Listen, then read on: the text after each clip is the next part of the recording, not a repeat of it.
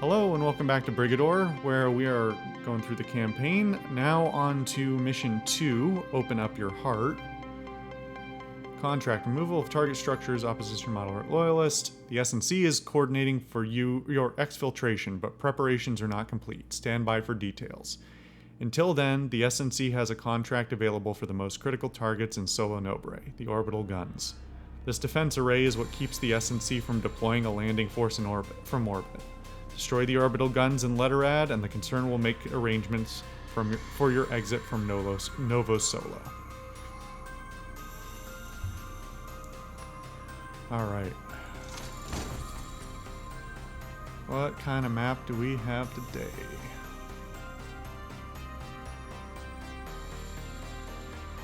I am going to try and do most of these missions without triggering the... See, I still sort of have problems with this, Okay, two things here. One is I have a problem with, these, like, empty spaces in the maps that are just they're, like, technically negative space. I understand why they're there, they're just a little bit jarring. Anyway. The other thing is, since I have two screens, I keep accidentally dragging my mouse off screen onto, you know, my recording monitoring. And it's a little bit jarring, but that's okay. I'll get used to it. Orbital guns are high priority objectives for the SNC.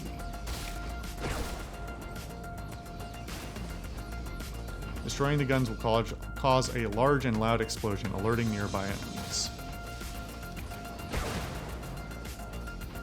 Stay clear of their explosive radius and be aware of how much attention destroying one will draw.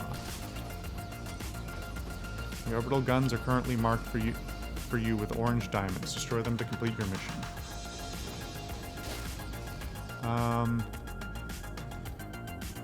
Interesting. These walls are up, even though I haven't set an alarm off.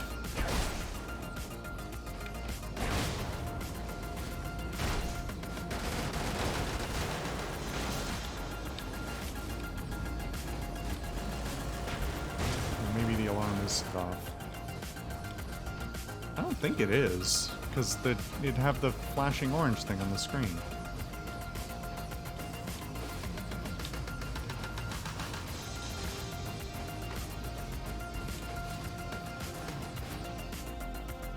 Okay.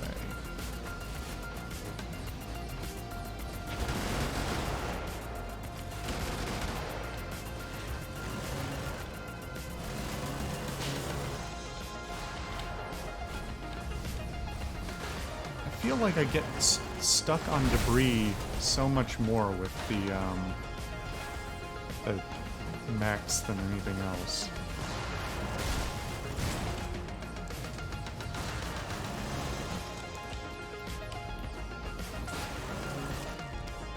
Killed their own guy there. It's kind of impressive.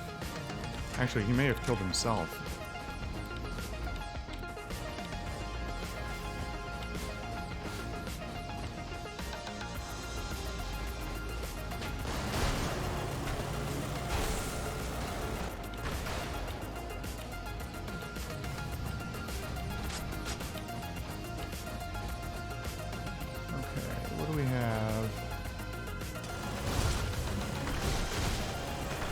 Trying to get rid of some of the little guys. I prefer to avoid doing everything I can to kill things off to avoid getting swarmed when I deal with an objective. There we go. This is fun. See, this is why I prefer to have a heavier gun, is trying to destroy these emplaced... they did that, not me. That's not my fault. You destroyed your own guns. Don't you dare blame me for that. What was I saying? I don't even remember. God, I swear, I can't get shit with these guns. I don't understand their firing arc.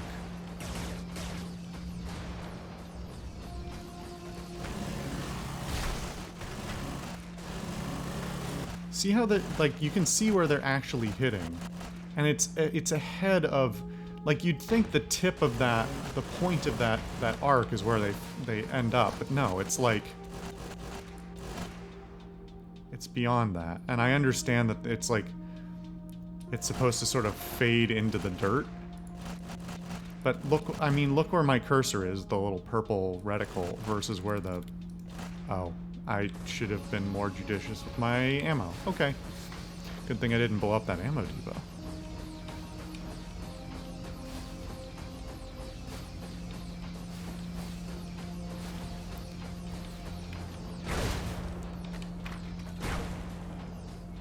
It was in the way, officer. There's nothing I could do.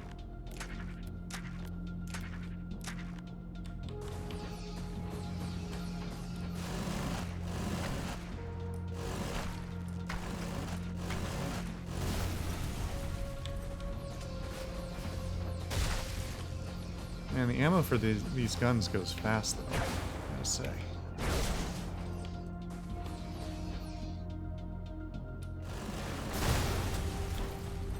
The other thing I don't like about these machine gun type cannons is because they have such a flat firing arc, it's really hard to, like, basically whatever elevation you're at is what you're gonna get. You can't, with a heavier cannon, I could show, if this doesn't come up more in the campaign, I'll show it off in freelance, but really, bud? With a heavier cannon, if I need to hit something that's elevated, I can usually aim my, like, even if the firing arc is very, very limited,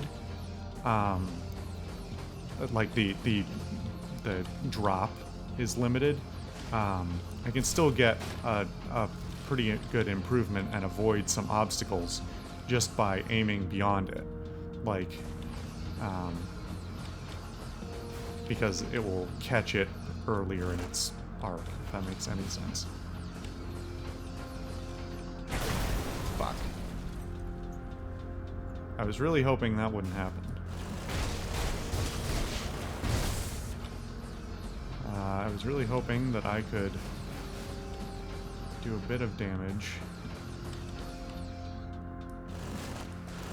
This may require a retry. Do a bit of damage to the surrounding structure and then not have to waste a ton of ammo on it, but...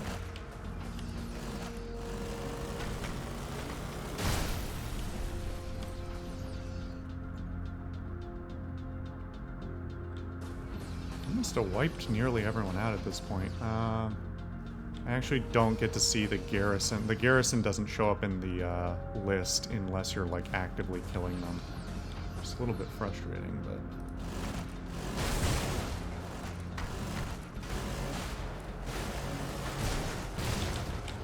Alright, now the power's out at least. The rest of this should hopefully be pretty easy. In fact, oh, that's why. I was gonna say there's nothing else on the map, but there is.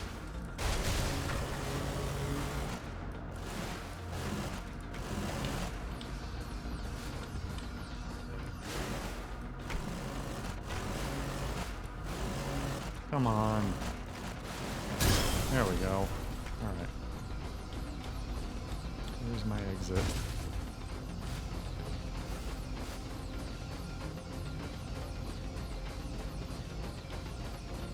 See, again with this dead space, it's not entirely unreasonable, it's just kind of weird. You'd think that they could and should put up, like, indestructible walls or something like that to give you more of an indication, because there's also, like, vision and sound that goes through that space that enemies can detect you with, so kind of odd. Anyway,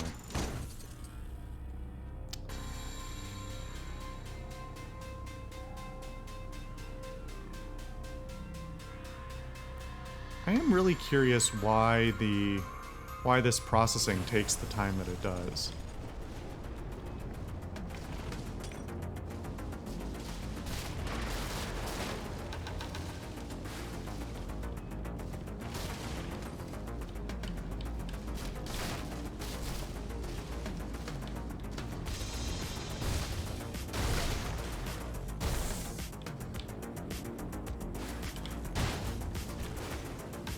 Interesting that they were so lenient on the other noises, but that one was a step too far.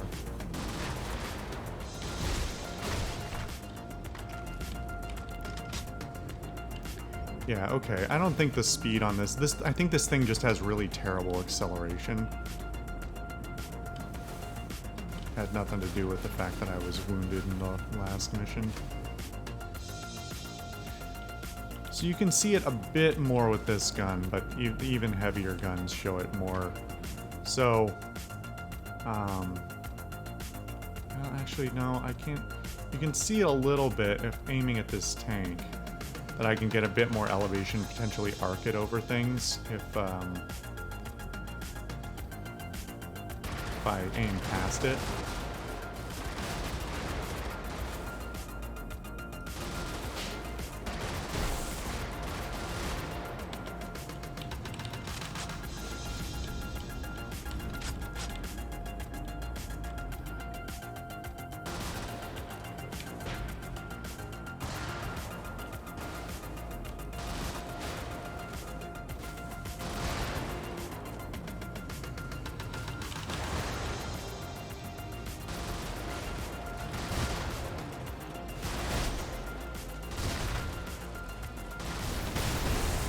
There we go.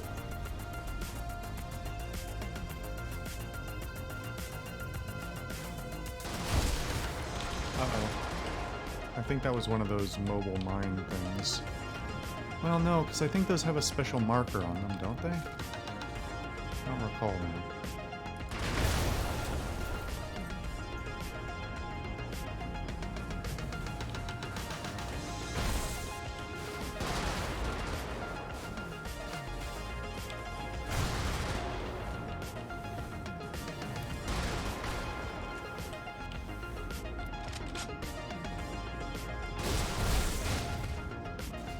That was a weird set of explosions.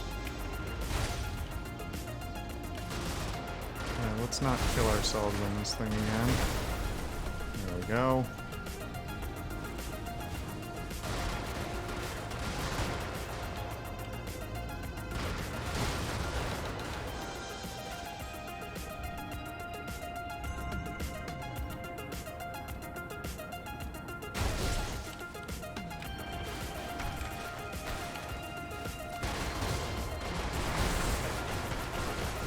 Not bad. I don't think I noticed that before.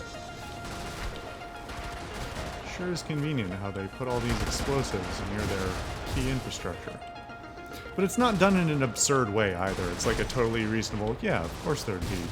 Like, especially on like a highly developed but still like relatively young development. Right? Where you've got, like, weird mixed zoning laws or whatever. Where it's just like, yeah, just put the industrial shit there. We don't care. This is space. You don't have... People don't have rights. Oh, yikes. Alright. Struggling to kill those. Now I'm almost out of ammo.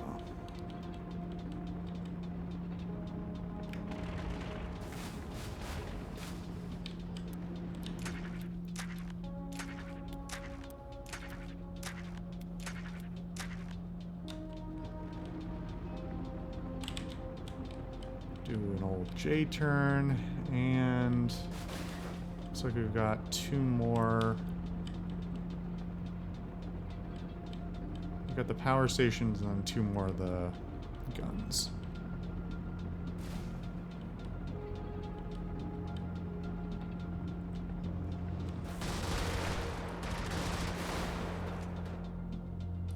So this one, yeah, you remember on the last time I was struggling to hit this thing. Now I can target it directly without having to blow up the stuff around it first, because I've got more of a firing arc.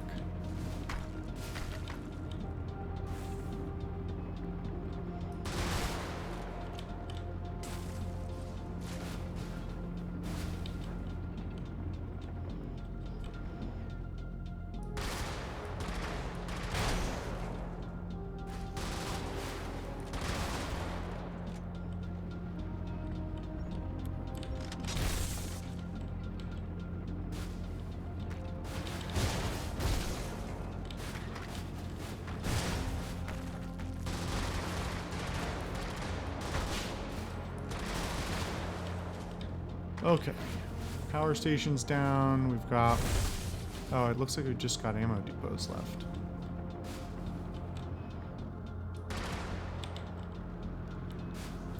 This is the one I almost killed myself on last time, too. Okay. A little bit more careful.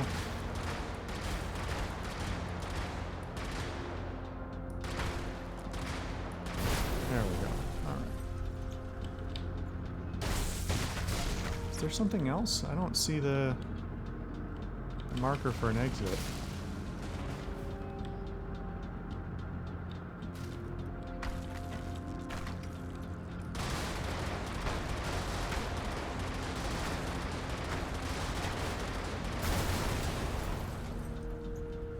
There's still one more oh, I didn't see the marker. I do wish I had a toggleable or something that would, like, make those more apparent somehow. Just flash them brighter or something.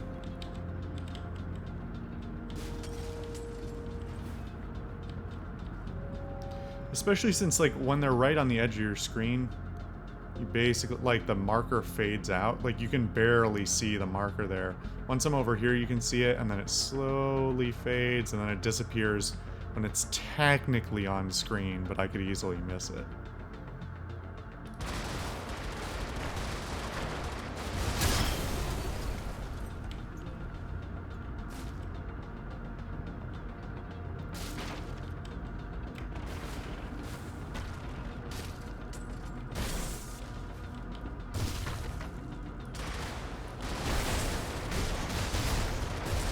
God, this game is satisfying. There's just so much polish to it.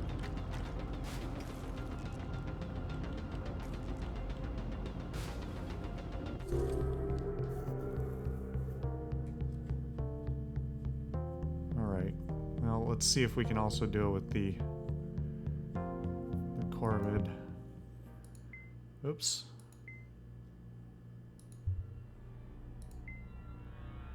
Gonna be an adventure. Alright. Once again, I may have to rush certain objectives just to avoid getting wrecked, but we'll see.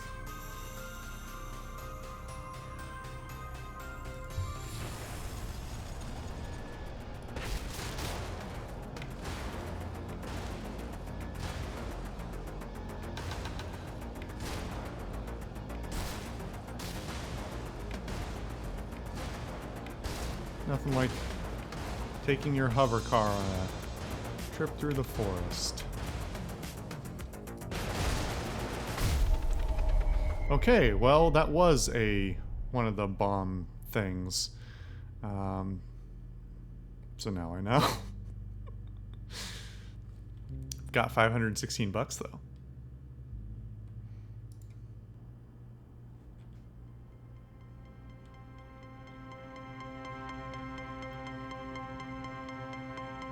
Still just don't... The part of the A-graph controls is still just not clicking.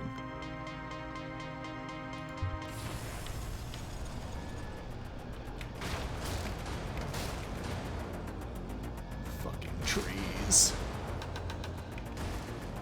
Actually does make me wonder about Nova Solo. I assumed the whole planet was terraformed and all of this is synthetic imports, like there's no native trees or anything like that. But maybe we'll learn about the trees.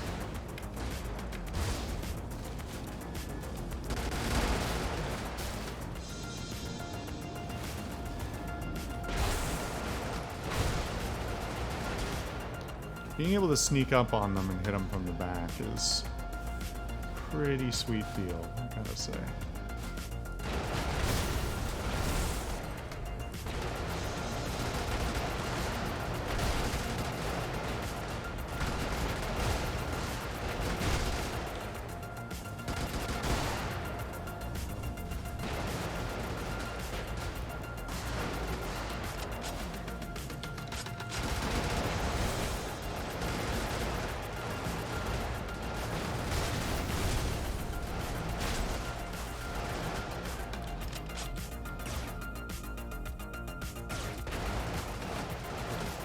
I cannot hit him.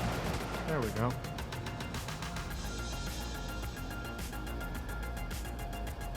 Alright, we will leave both of these ammo depots in place for the moment.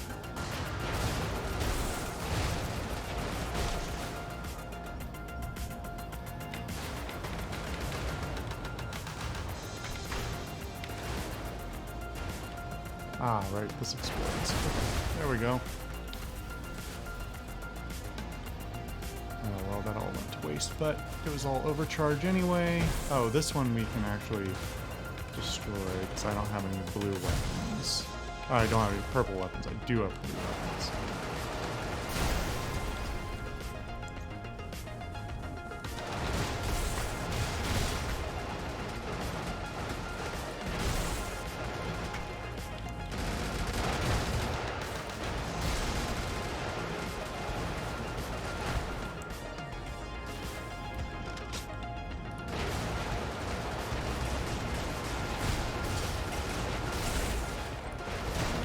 These things again. At least now I have the maneuverability to avoid them more easily.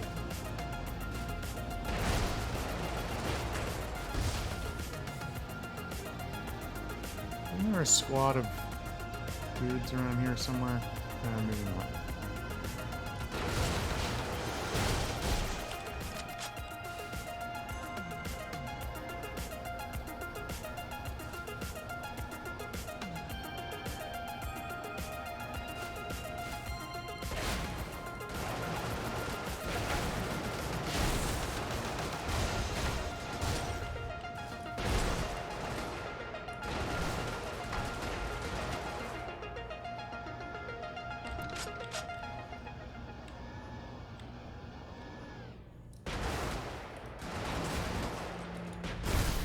There we go. Alright.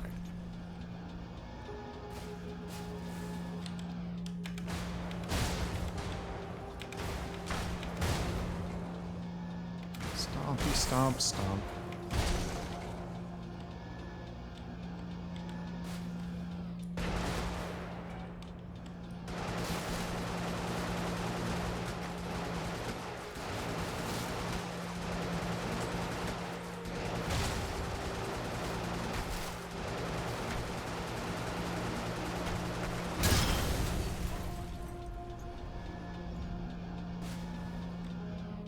Oh, okay, cool.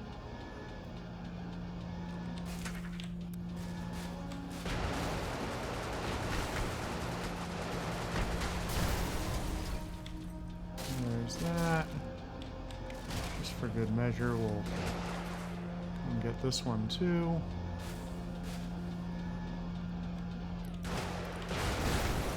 Yikes. That was almost bad. Oh, it was bad, but almost completely fatally bad.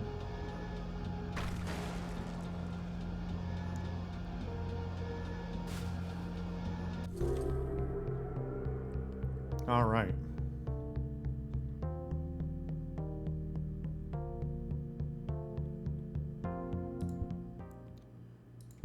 Let's take a look at our lore for the day, which is going to be armor. Armor. A broad variety of reactive and ablative armors are currently fielded. The former counters kinetic munitions, while the latter counters energy weaponry, outside some exceptions. Reactive armors are favored by most terrestrial armies, while spacers utilize ablative armors almost exclusively. Predominating type still varies between faction and locale, but we have found most conform to this model. Spacers universally rely both on hard shields and energy weapons due to mass constraints. Potency of energy weapons against hard shields also explains spacer preference for ablative instead of reactive armors. A spacer is most likely to die at the hands of other spacers, so they equip themselves accordingly. The NEP exhibits an understanding of both armor principles. Reactive armor is more common, though explosive, reactive, and active armor systems are largely avoided. This is likely due to the risks these pose for friendly infantry and civilians. Overall, the NEP favors a balanced distribution and exhibits a military competence that exceeds their counterparts in the outer colonies. Corvette vehicles use a crude, non-explosive reactive armor. Massed layers of metal, car, and concrete, with a rubbery insulate injected between. We suspect the design is propagated through cultural reinforcement.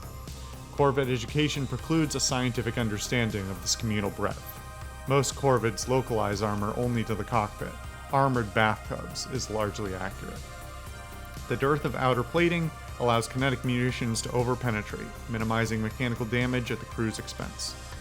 This explains both high Corvette mortality and their rapid redeployment of downed vehicles.